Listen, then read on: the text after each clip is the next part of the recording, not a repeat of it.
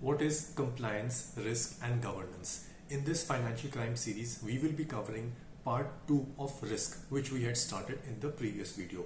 So in case if you are preparing for CMS exams or other certified money laundering exams, or if you want to understand what is financial crime, you can go through this whole series in which I have covered this all these topics step by step. So in today's video, we will be covering the different types of risk. In the previous video, we had covered what is risk and what are the stages of risk. So in this video, we will be covering the different types of risk.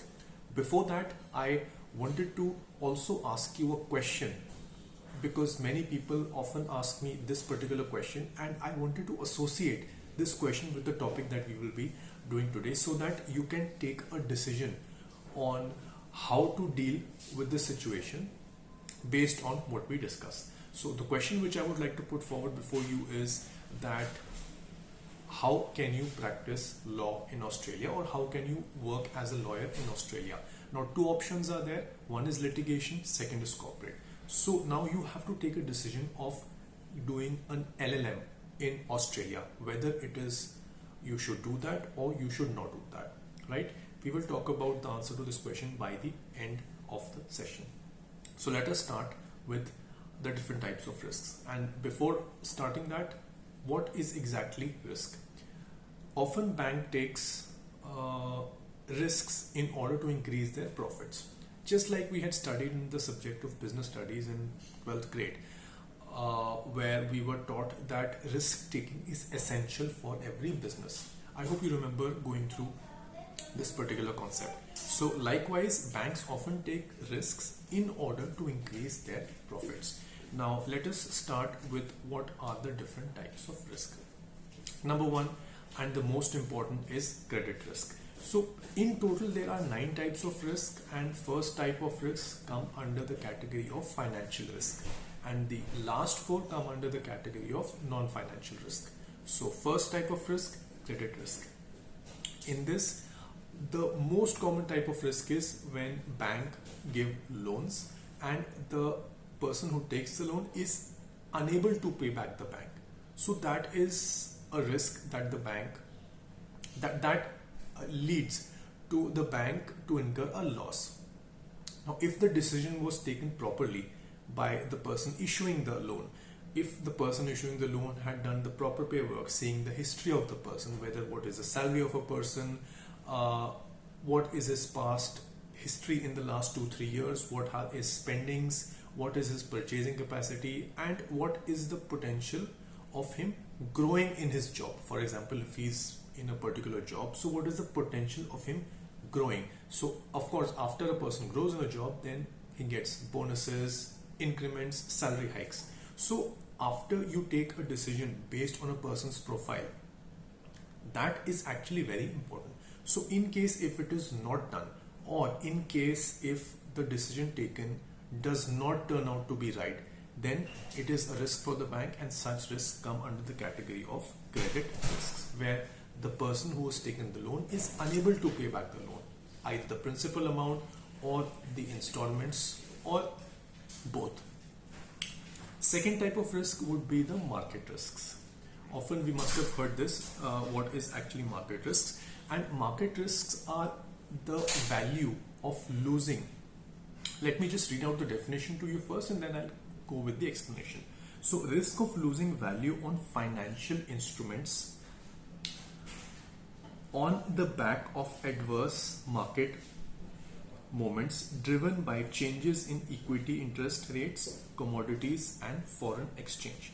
So any type of event affecting equity, interest rates, foreign exchange can be considered as a market risk. Now, what kind of an event? It could be sanctions, it could be war. War होता है तो of course currency की value कम होती है. Currency की value कम होती है तो then banks lose money.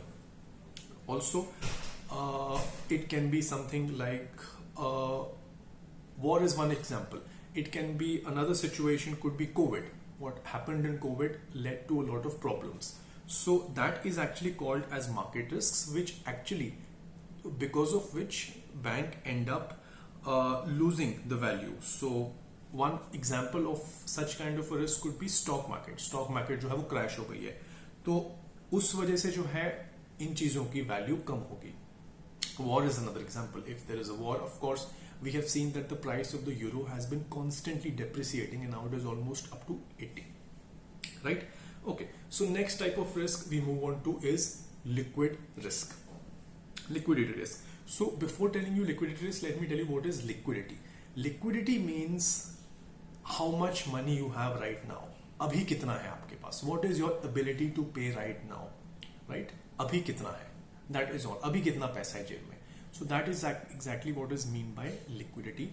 So often banks have something called as liquidity, which means certain amount of money which they have, which they can use to pay certain things. For example, there is a big transaction by one of the bank's customer asks for a huge उसने जो है amount withdraw करना है, तो उस case में bank should have that money in liquid to pay back that person, because often the money the bank has, they often give them out in loans and other things. So if the bank does not have that particular money, then it could be a problem for the financial institutions. Let me read it out to you. Liquidity refers to a bank's ability to meet its collateral and cash obligations while avoiding major losses. Liquidity risk is a risk of incurring losses where certain commodity or investment cannot be traded without impacting its market price. So that is what we mean by this. Often if the bank is unable to pay such an amount, so it also affects their credit score. Like if you do not pay back a loan or if you do not pay back a credit card bill, it affects your credit score. Likewise, if the bank is unable to pay such an amount, it affects their score. So that is exactly what is meant by liquidity risk, where the bank does not have the liquids to pay back in a certain event. Right? Moving on to the next risk is model risk. Model risk is basically when we have plans, when we plan for the future model, like 2 years, 3 years, 4 years. So based on what has been happening in the last 3-4 years, according to that, banks prepare for the future. So they prepare 2, 3 or 5 year plans. Problem is when they have anticipated something for the next. So they have taken a decision what has happened in 3-4 years. Based on that, they have prepared the plan for the next 5 years. Now the problem is, what if what they have anticipated that does not happen? That comes under the category of model risk. Banks must manage model accuracy to prevent significant financial losses. When assumptions grow, models can be misused or any other form of malfunction can occur. So this can be just the definition. So that is what we mean by model risk, where assumptions have actually gone wrong. आपने जो assumption की थी वो गलत हो गई है. For example, COVID के time पे it is possible that a bank may have certain targets. Every year they must have have a target that okay, for this particular year we will open about 10,000 accounts. Let's take an example. So for 5 years we will open 10,000 into 50,000 accounts. Now what if what happened to their target in January in the year 2020, because that year COVID started. So it is possible that people cannot go to the banks because of the pandemic, the situation. People were not allowed to move out of their homes. So in that situation, they will not be able to go to the banks. If they are not able to go to the banks, they will not be able to do their KYC. And that time banks were not ready for an eKYC, right? So that caused a problem to them, and because they were not ready to deal with that problem, that must have impacted their profits for that particular year. So model risk is when you assume something and that anticipation does not go right. Okay, moving on to the next type of risk is ESG risk, environmental, social and governance risk. Environmental risk is basically when certain types of events, environmental, climate change, tsunamis, earthquakes, they impact who? They may impact an area where people are living. So if in that area, if it has impacted that area, it is possible that people may migrate because of that area is prone to a lot of climatic changes. So it is possible that the people might migrate out of there, which would reduce the number of people living there. So as a result, the bank will have less employees because people are less. Then also, since people are less, it is possible that they may not take loan, right? Keep these two things aside. Look at another possibility.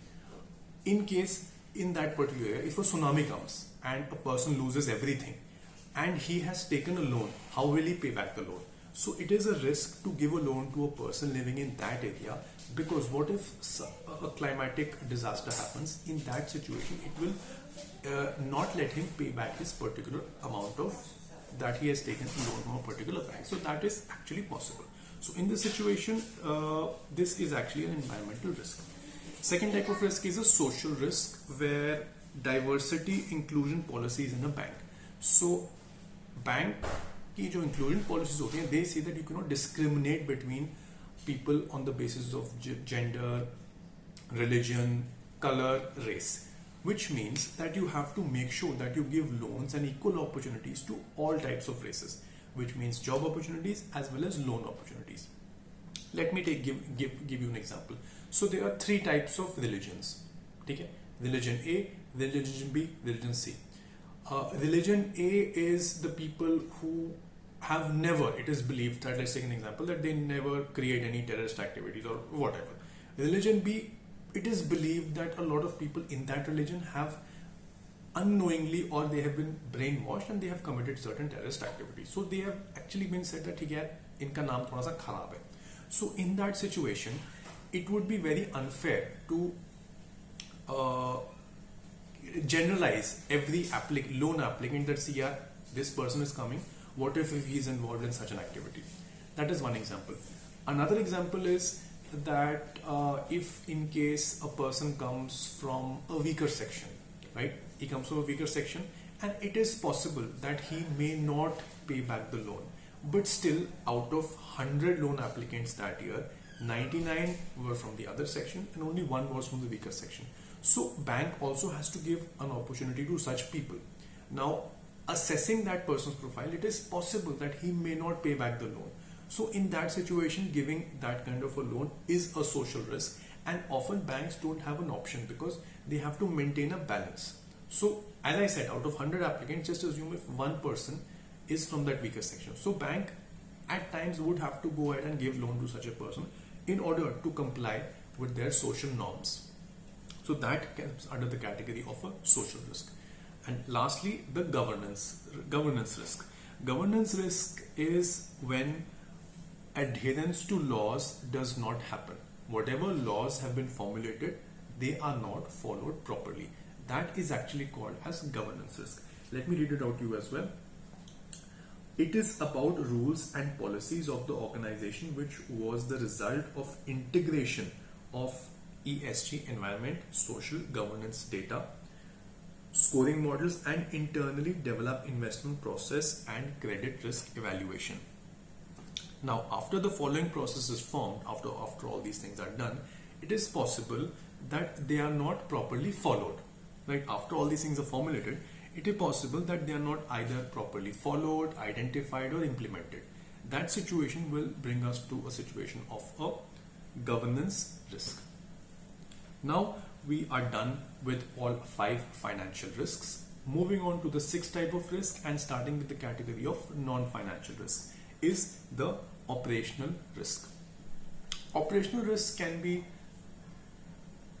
which affects the operations. So something goes wrong which can affect the operating of a bank.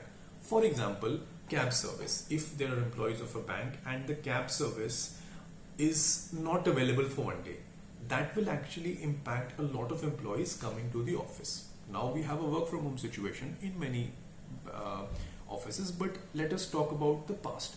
In that situation, everyone was supposed to in a way come to work. So in case if cab service are not functional for a day, that would impact and that would actually create a risk and affect operations. So like that, such small things which could affect the operations can be considered as an operational risk, because उस दिन क्या होगा, लोग काम पे नहीं आएंगे, the work will not happen that day, and that will be a backlog, right? So that is meant by operational risk. Next category will be financial crime risk.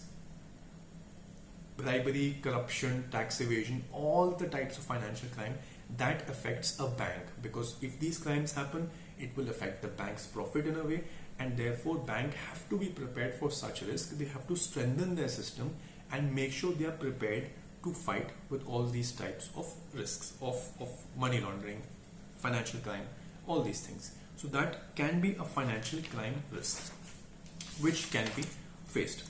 Moving on to the next one is supply risk. Supply risk is banks are actually dependent upon suppliers.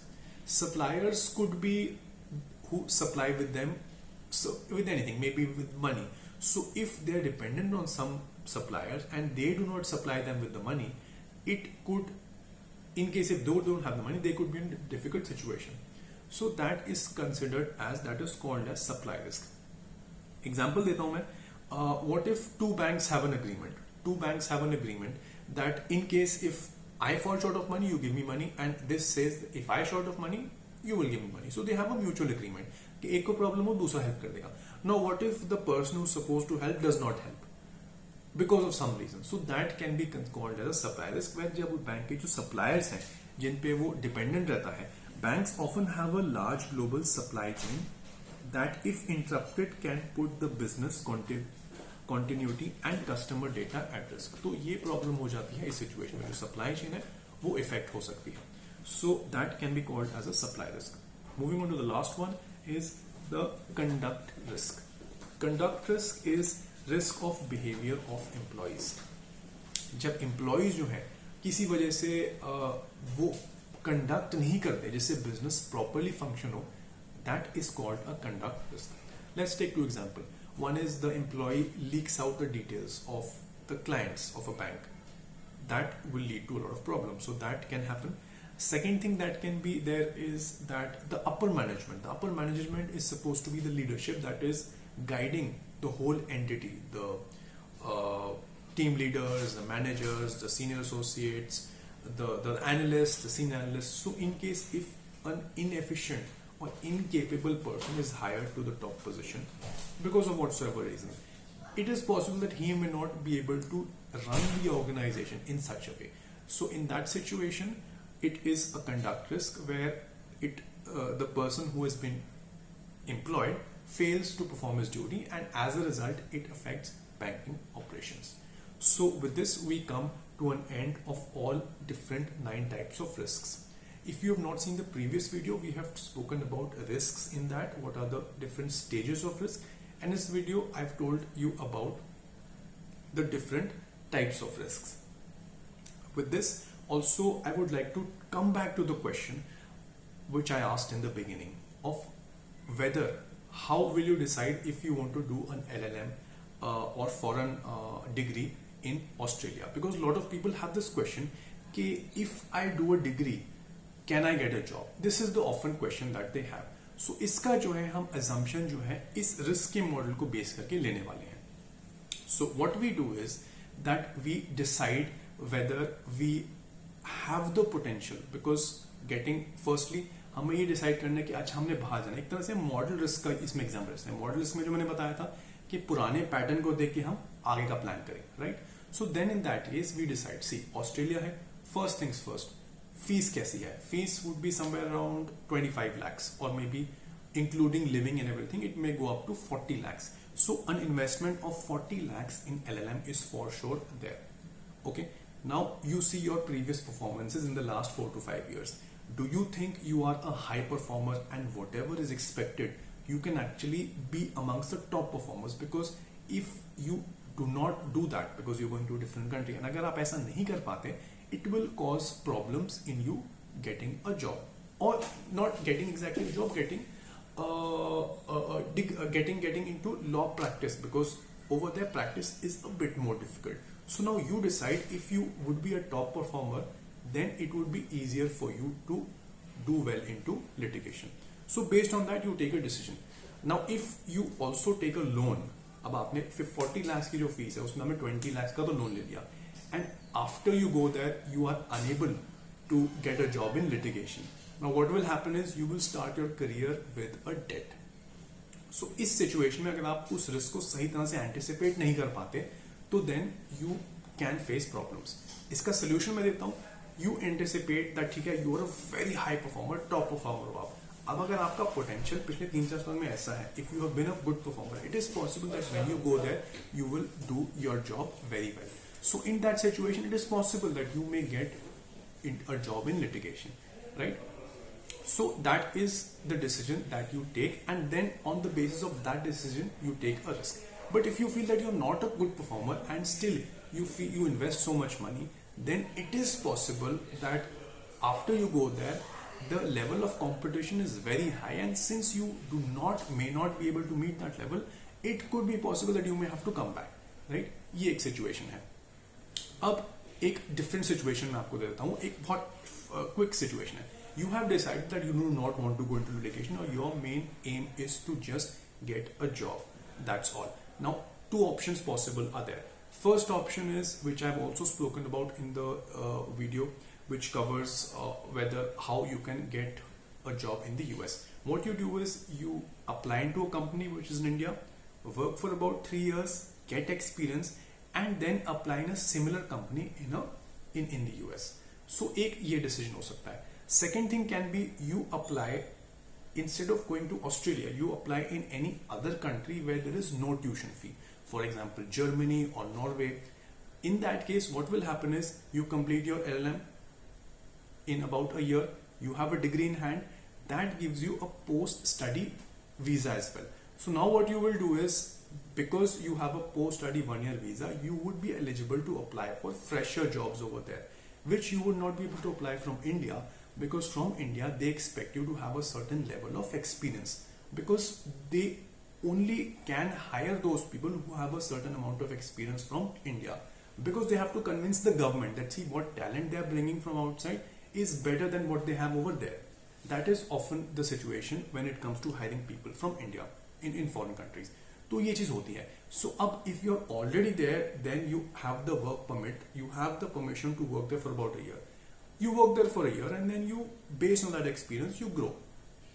Point समझ में आया? तो in this case जो है, if you already know that see litigation will be a bit impossible, but let's go for corporate, and corporate में possible है, तो you can take decision very easily. You can go to a country where there is no fees, make some part-time money.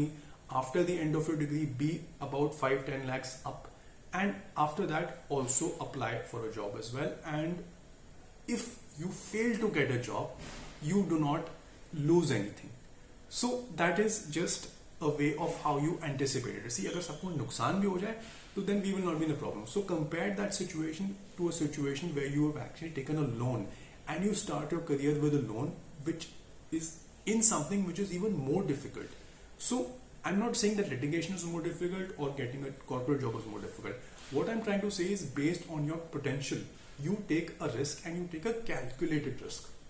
So this will also answer a lot of people who ask through the comment section in the video of Australia and USA, where I've told you how you can get a job or work as a lawyer in those countries. So take a risk based on these decisions. So I think I have also answered your question with respect to application abroad as well. So with this, we come to an end to this session. In the session, we had discussed the different types of risks, and in case if you have any doubts or questions, don't hesitate to let me know down in the comments below. So if you like this video, don't forget to hit the like button, and don't forget to hit the subscribe button in order to get all the timely updates. Thank you so much for watching.